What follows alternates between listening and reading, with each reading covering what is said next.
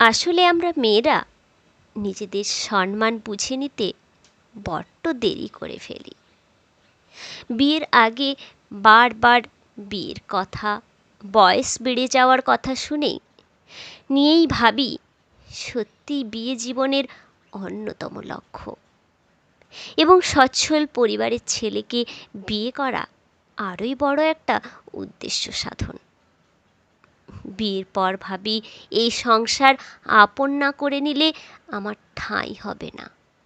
তাই স্বামীর মনোযোগের অভাব, অন্যের সমালোচনায় বিদ্ধ হতে হতে ভুলে যায় আমাদের নিজস্ব সত্তা আছে।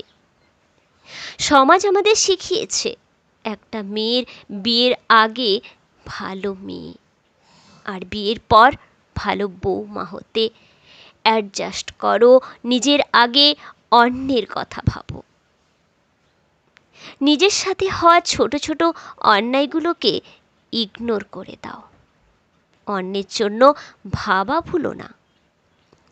এই রাস্তায় একবার নেমে পড়ে নিজেকে হারিয়ে ফেলা ভুল। কতটা প্যাথেটিক বলুন তো, এখনকার দিনে পড়াশোনা বা অন্যান্য কিছু শেখার বা করার এত সুযোগ, যা আমাদের মা ঠাকুমাও পাননি।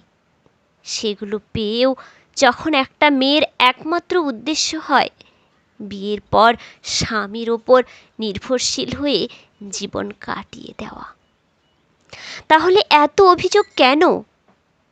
কেন সে আমায় মনোযোগ দেয় না, সময় দেয় না? কেন সে আমায় পরিবারের সব ব্যাপারে গুরুত্ব দেয় না? কেন সে আমাকে সাংসারিক কর্তব্যের বাইরে কিছুতেই ইনক্লুড করে না? গুরুত্ব নিজেকেই তৈরি করতে হয়।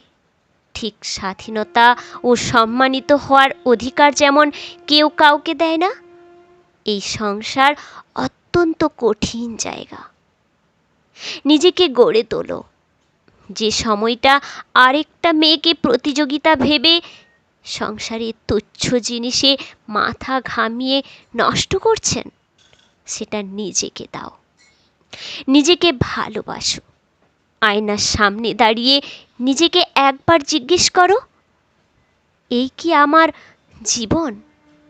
শুধু অন্যের জন্য বাঁচা? শখ, কাজ, নিজের যত্ন, এসবের জন্য সময় দাও। নিজেকে আত্মবিশ্বাসী করে তোলো। গুরুত্ব নিজেকেই নিজে দাও। নিজের অস্তিত্ব গড়ে তোলো। সুখের জীবন গলায় শেকল বাঁধা কুকুরের মতো, প্রভুর মনোযোগ, ভালোবাসার ওপর নির্ভরশীল। স্বাধীন নেকড়েবাগের মতো সাহসী, স্বাধীন হও। সংসার থেকেই নিজের জায়গা তৈরি করো। কারোর মুখাপেক্ষী হয়ে থেকো না, না অর্থের জন্য, না সাহচর্যের জন্য। প্রত্যেক মানুষের মধ্যেই একটা আগুন আছে, তাকে নিভিয়ে দিলে মানুষটা মরা মাছের মতো, তেলে ভাজা হওয়ার অপেক্ষায়। এমনভাবে নিজেকে তৈরি করো যেন ওই ভালো মেয়ে বা বৌমা হওয়ার ট্যাগ বাদ দিয়ে যেন নিজেকে নিয়ে 50 বছর বয়সে গিয়ে আফসোস না হয়।